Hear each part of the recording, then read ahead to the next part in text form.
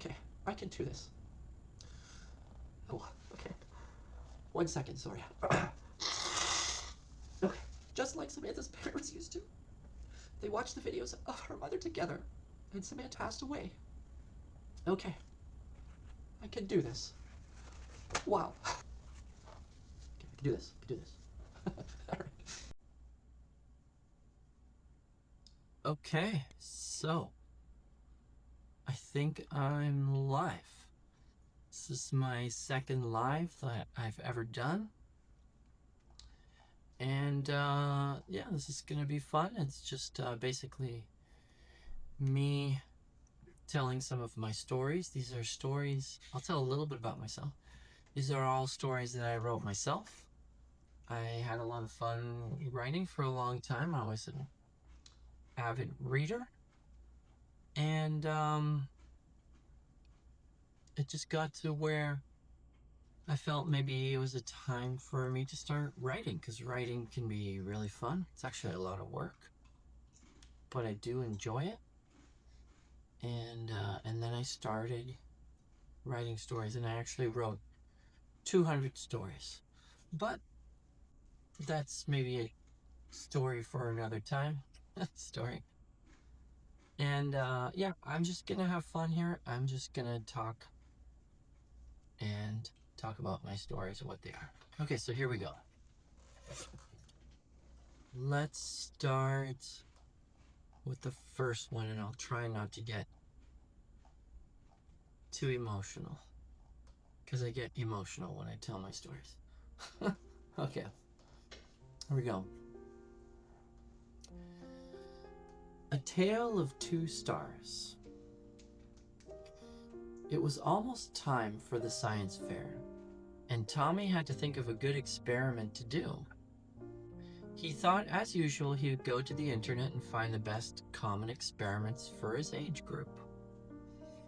Let's see. So there's the typical volcano experiment, the building of your own lava lamp, ping pong ball floating in midair. Yes, these were very interesting to him. But he seemed to recall seeing them all before in last year's science fair. One of the kids had done each of these experiments. Wasn't there anything new he could do? Something that would be fresh and untried as of yet? Well, he thought about it. What could he possibly do? Well, the internet was always a source of ideas, and maybe he could still find something there. He knew that if he came up with an original idea, he would win the contest for sure. Maybe if he studied about life on other parts of the planet, he could get some clues. Let's see, there was a program to make friends with students from England. There were plenty of students his age, and it turns out there was plenty of them also doing experiments just like he was. What were they doing? Tommy's parents had to make sure that the people he was talking to online were safe and friendly. And after a short video chat, all was good. It turns out that Olivia lived in a part of England called Cambridge, and she was also 10 and had her own science fair coming up in about 2 months. They got to chatting, and it was determined that they both had gone the internet route of science fair projects. And while this was interesting, there had to be some way of coming up with new technologies or new ideas that no one had tried yet that would be safe and would win first place. For what seemed like hours, they asked each other what types of problems they ran into in their home countries. Maybe some were different. Maybe they had new solutions to them.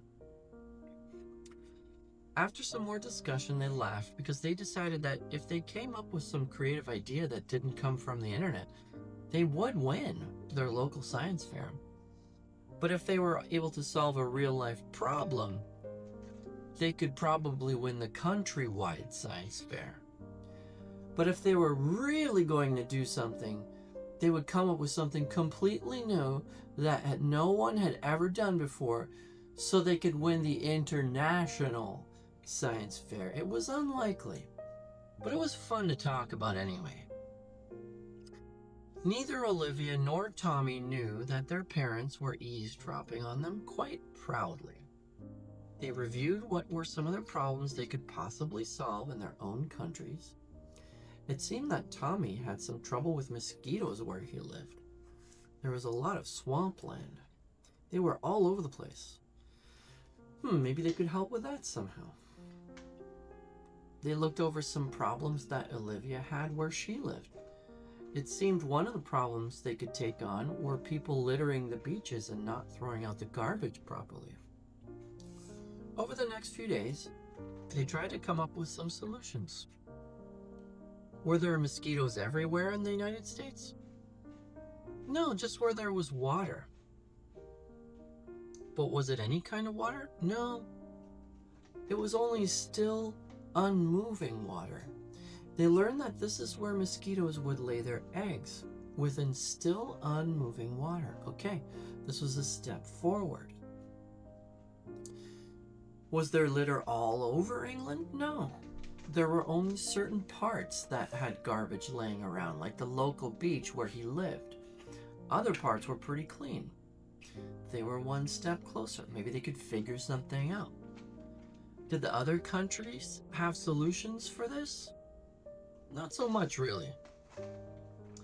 After lots of thought and trial and error, they decided to conduct the experiment measuring the number of mosquitoes with some bug catchers before getting rid of all unmoving water, and then again after. To get rid of the unmoving water, they decided to tip over any unused equipment or boats or cans that had been left out, and then blowing a great big fan on the nearby pond, making it as if it was windy. For the littering on the beaches, they came up with an experiment of seeing if people would respond to an order to remove junk, or if they would respond better to a game of junk removal. They set a date for the junk removal game and gave the players tools to remove the junk, which was a gripper to throw things into the garbage bags, and had a time limit. They took pictures of the beach before and then after the contest. They found there were much fewer mosquitoes if they couldn't lay eggs, since mosquitoes only lived for about 7 days. Then they found out creating a game with a deadline made a much stronger push towards keeping the beach clean. Even though just a few people came out, it was all they needed. The after picture was like it was a brand new beach. They put the findings of their experiments and posted them on their science board with much excitement and pride. They did things unlike any of the other kids who did them. Olivia came in first place in her science fair. Tommy came in first place in his science fair where they lived. They each went on to bigger competitions for the whole school district.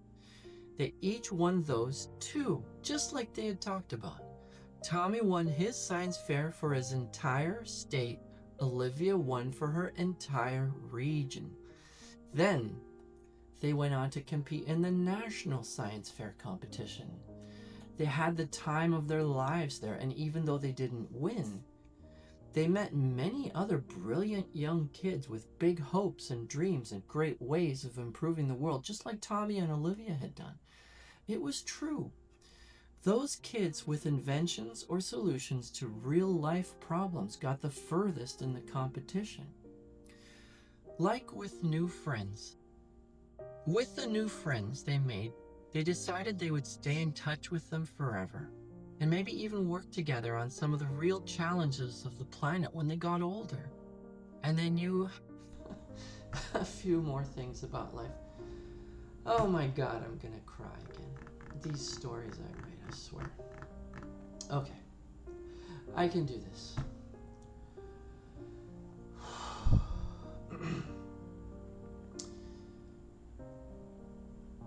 Many of them would meet again when they did more advanced schooling in universities. They saw each other again. And even though they didn't win it all, Tommy and Olivia would remain lifelong friends and even meet in person a few times. It gave them a reason to travel and to see the world. They would even work together on a few projects to better the world, and it was all because they decided to do things a little differently from everyone else and be themselves. Reaching for becoming the world champion in science didn't get them there, but it got them far enough to make it all worthwhile. And Tommy and Olivia wouldn't have traded it for anything. The end. Okay, that's my first story. Okay, I can do this. I think I have 11 people here. That's super cool. Wow. Well, thank you for joining me. That was my first story.